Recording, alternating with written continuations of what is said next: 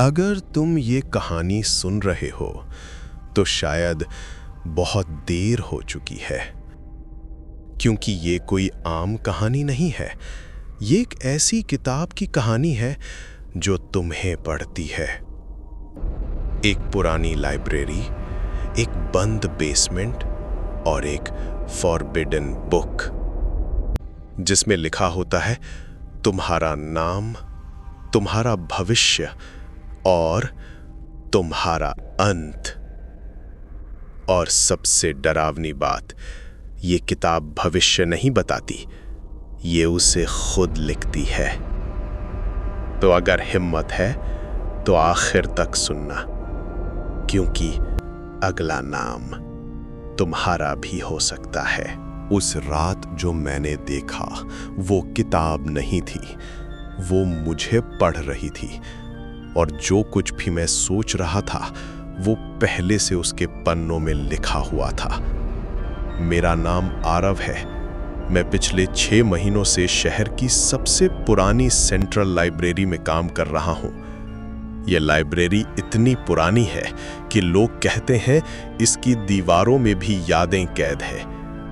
दिन में यहां सब कुछ नॉर्मल लगता है, स्टूडेंट्स, रीडर्स, न्यूज़पेपर की आवाजें।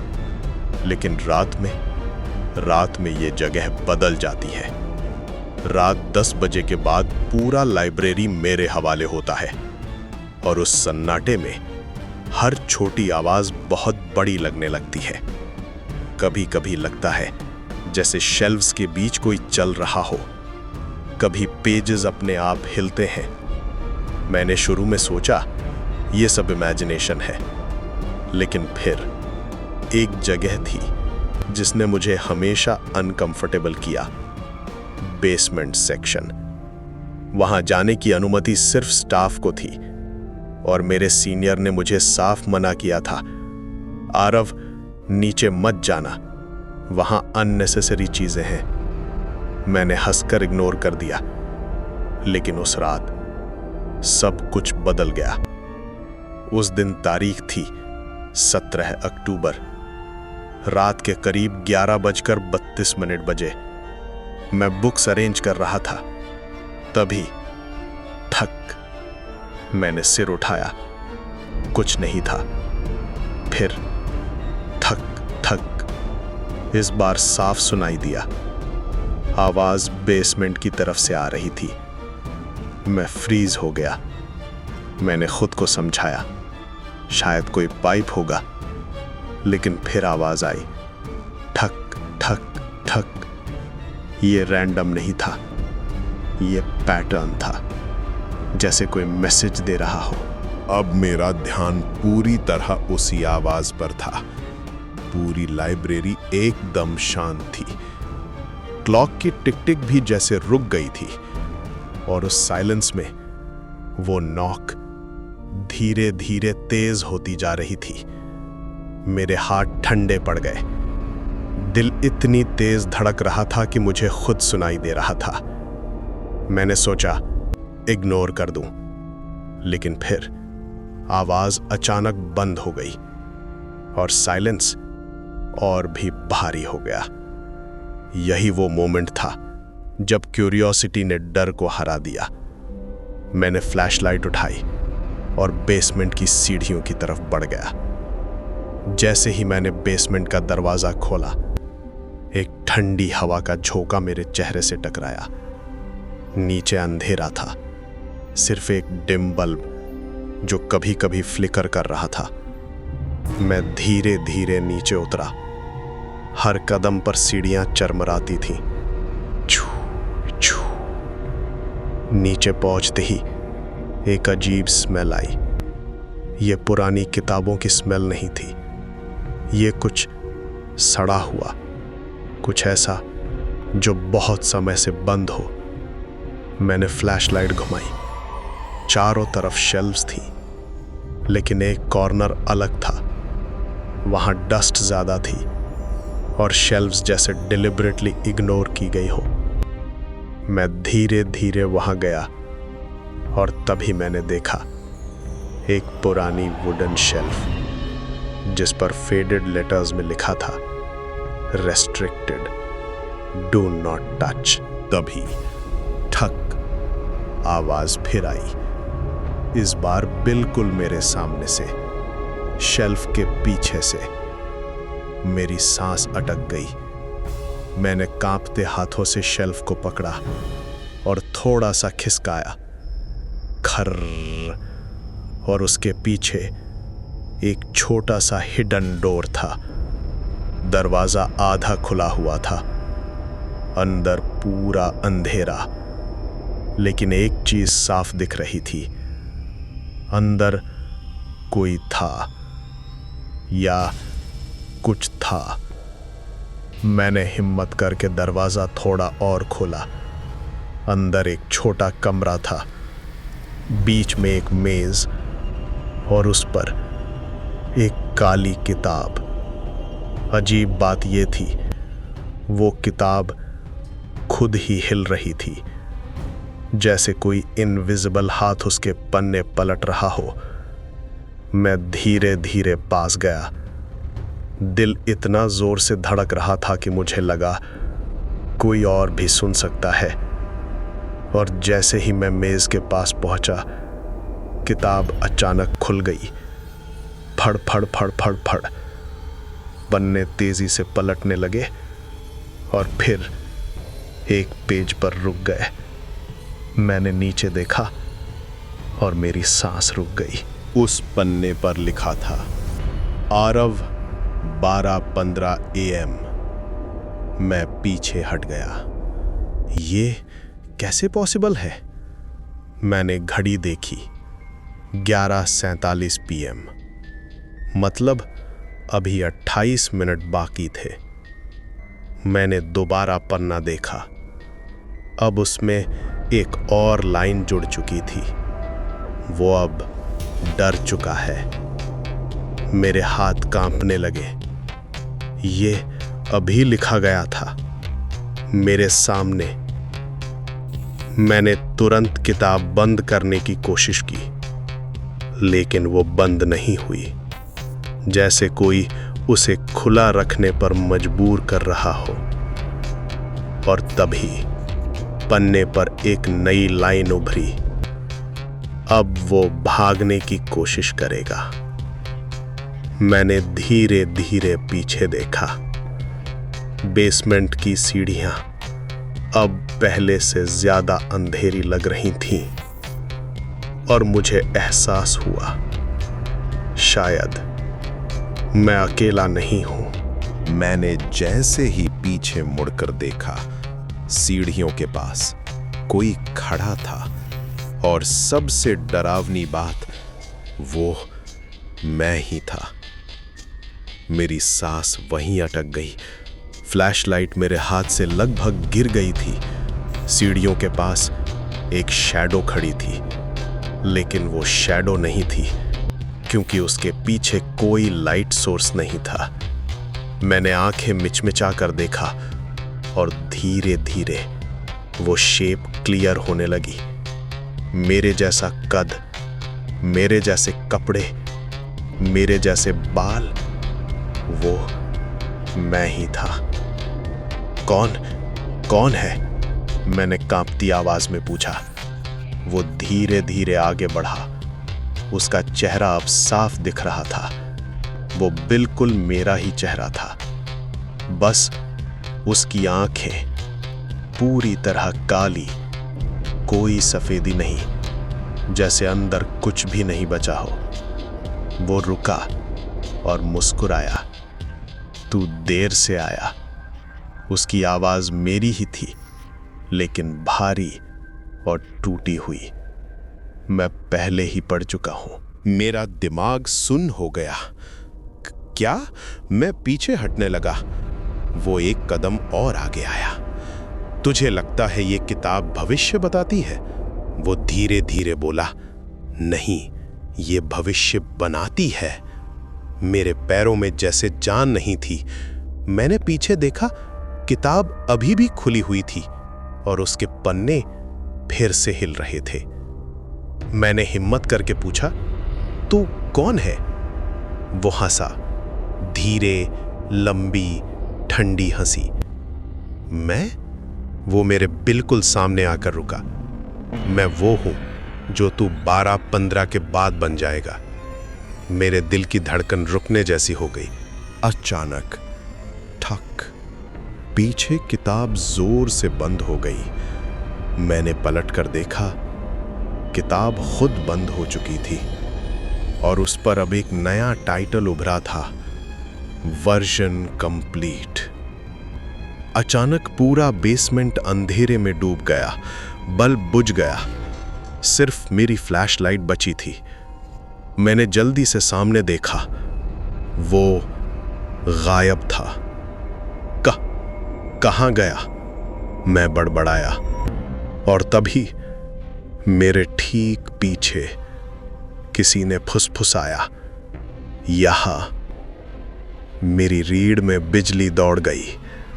मैं पलटा, वो मेरे बिल्कुल पीछे खड़ा था, इतना पास कि उसकी ठंडी सांस मेरे कान से टकरा रही थी। उसने मेरे कंधे पर हाथ रखा। हाथ बर्फ जैसा ठंडा था। अब तेरी बारी है, उसने कहा, और अचानक मेरे सिर में तेज दर्द हुआ, जैसे कोई मेरी यादें खींच रहा हो। मेरी आंखों के सामने फ्लैशेस आने लगे। मैं यहां पहले भी आया था। मैं इस किताब को पहले भी खोल चुका था और हर बार मैं बच नहीं पाया। मैं चीख पड़ा, नहीं। मैंने खुद को छुड़ाकर दौड़ लगाई सीढ़ियों की तरफ, लेकिन जैसे ही मैं ऊपर पहुंचा, मेन डोर बंद था और बाहर से कोई धीरे धीरे नॉक कर रहा था। ठक ठक। मैं फ्रीज हो गया। अगर मैं अंदर हूं तो बाहर कौन है? दरवाजे के बाहर जो नॉक कर रहा था, जब मैंने पीप होल से देखा तो मेरी ही आंख मुझे घूर रही थी। मेरे हाथ कांप रहे थे।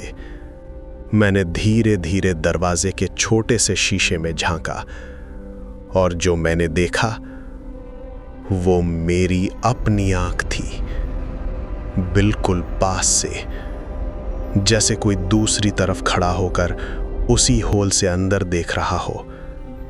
मैं पीछे हट गया। दिल इतनी तेज धड़क रहा था कि लगा अभी बाहर निकल जाएगा। अचानक ठक ठक ठक। अब नॉक तेज हो गया था और साथ में एक आवाज भी आने लगी, आरव, दरवाजा खोल।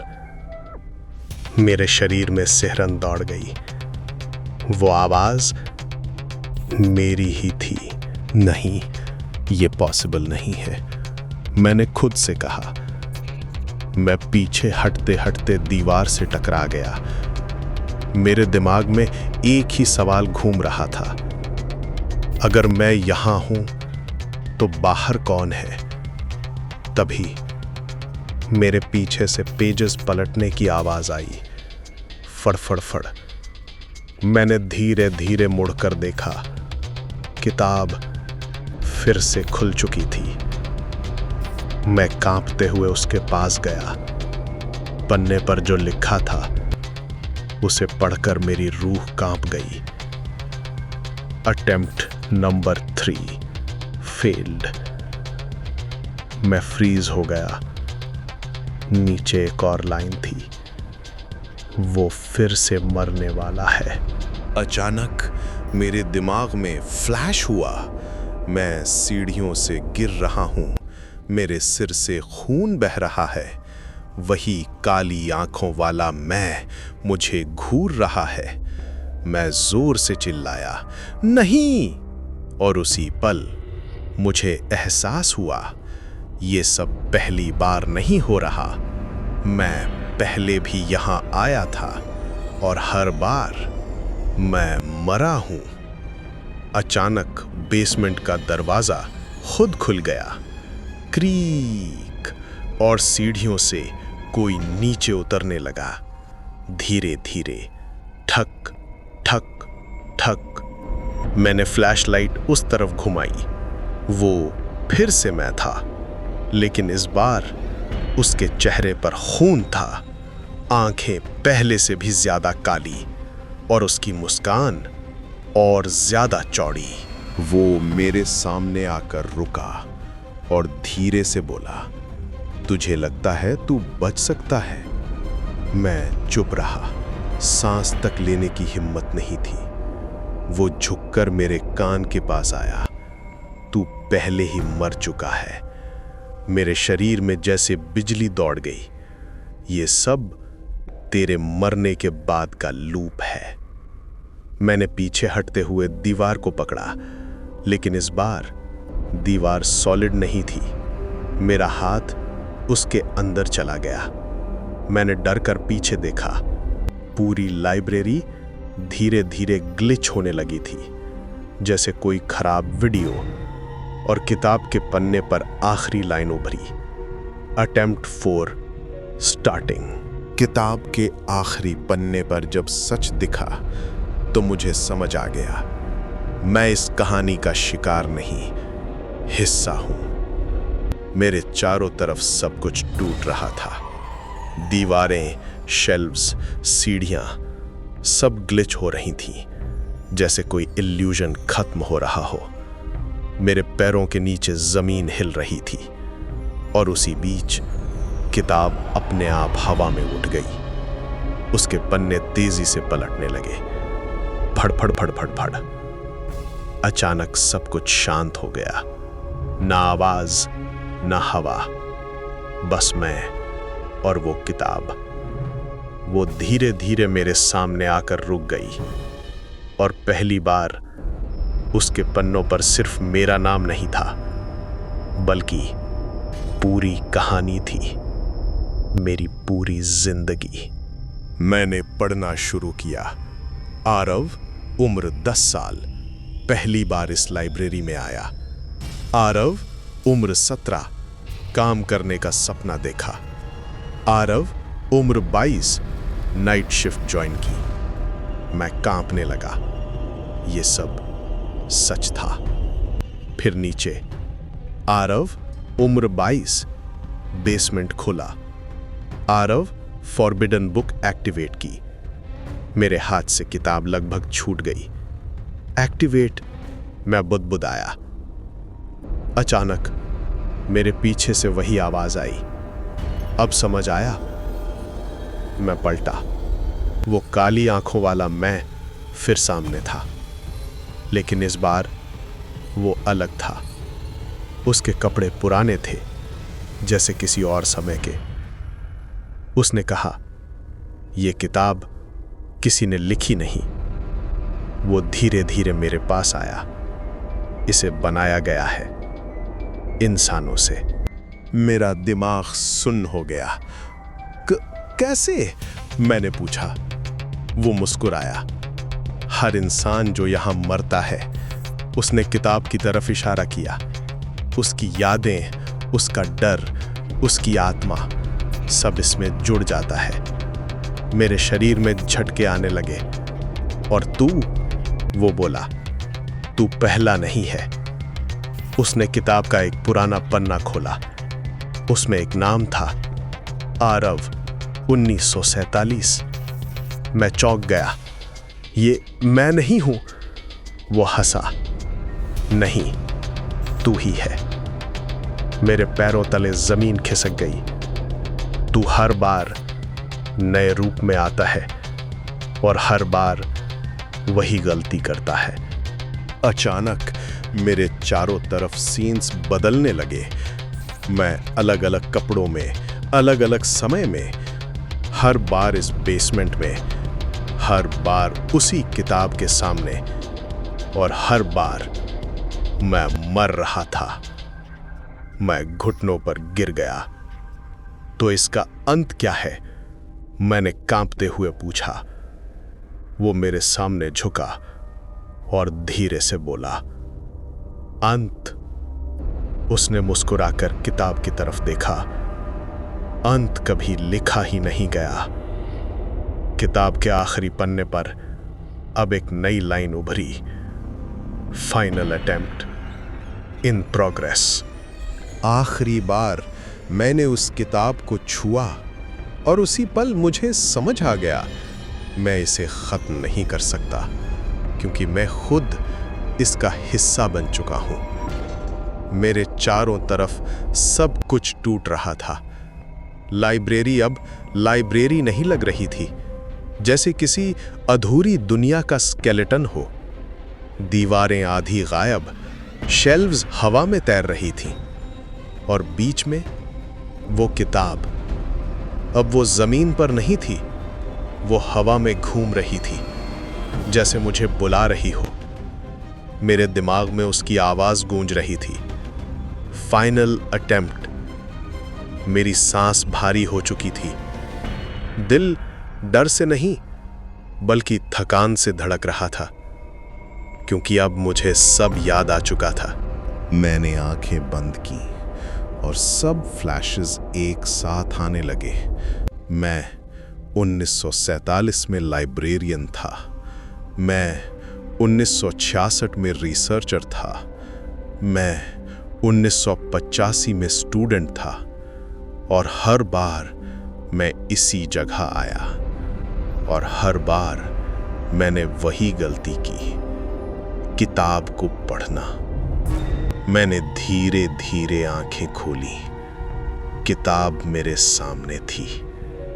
इस बार उसके पन्ने खाली थे। कोई नाम नहीं, कोई टाइम नहीं, बस खाली, जैसे वो इंतजार कर रही हो कि इस बार मैं क्या लिखूंगा। मेरे हाथ कांप रहे थे। मेरे सामने दो रास्ते थे, भाग जाऊं जो मैं हर बार करता था, या इस बार कुछ अलग करूं। मैंने गहरी सांस ली और आगे बढ़ा। जैसे ही मैंने किताब को छुआ, एक झटका लगा, लेकिन इस बार किताब ने मुझे नहीं पढ़ा, मैं उसे पढ़ रहा था। मेरे दिमाग में वर्ड्स बनने लगे, लेकिन वो पन्नों पर नहीं थे, वो मेरे कंट्रोल में थे। अचानक मेरे पीछे से वही आवाज आई, रुक जा। मैंने मुड़कर देखा। सभी वर्जन्स, मेरे सभी पुराने रूप मेरे चारों तरफ खड़े थे। खून से लथपथ वर्जन, काली आंखों वाला वर्जन, रोता हुआ वर्जन, सब मुझे घूर रहे थे। अगर तूने ये किया, एक वर्जन बोला, तो हम सब खत्म हो जाएंगे। तभी मुझे समझ आया, ये सब मेरे ही हिस्से हैं। मेरे डर, मेरी गलतियां, मेरे लूप्स, और अगर मैं इन्हें खत्म करता हूं तो मैं भी खत्म हो जाऊंगा। मैं मुस्कुराया। शायद यही सही है। मैंने किताब का पहला पन्ना खोला, और इस बार मैंने पढ़ा नहीं, मैंने लिखा। ये कहानी यहीं खत्म होती है। जैसे ही आखिरी शब्द लिखा, एक जोरदार चीख गूंजी। मेरे चारों तरफ खड़े सारे वर्जन्स धीरे धीरे गायब होने लगे। लाइब्रेरी कोलैप्स होने लगी। जब मैंने आखिरी बार आंखें खोली, मैं लाइब्रेरी में नहीं था, मैं अपने कमरे में था। सब कुछ नॉर्मल था। मैंने राहत की सांस ली। ये सब सपना था। मैंने पानी पिया, और तभी मेरी नजर मेज पर पड़ी। वहां एक काली किताब रखी थी। धीरे धीरे वो अपने आप खुली, और उसमें लिखा था, तुम अब पढ़ रहे हो, और अगर तुम यहां तक पढ़ चुके हो तो शायद वो किताब अब तुम्हारा नाम लिख रही है। तो ये थी उस फॉरबिडन बुक की कहानी। लेकिन असली सवाल ये है, क्या ये सिर्फ एक कहानी थी, या कहीं सच में ऐसी कोई किताब मौजूद है? अगर तुम्हें भी लगता है कि कुछ चीजें इस दुनिया में एक्सप्लेन नहीं की जा सकती, तो इस वीडियो को लाइक जरूर करना और ऐसे ही और रियल हॉरर स्टोरीज के लिए चैनल को सब्सक्राइब कर लो, क्योंकि अगली कहानी शायद तुमसे जुड़ी हो सकती है। और हाँ, इस वीडियो को अपने दोस्तों के साथ शेयर जरूर करना, ताकि वो भी जान सकें कि अंधेरे में कभी-कभी सिर्फ कहानियां नहीं होती, कुछ सच भी होता है।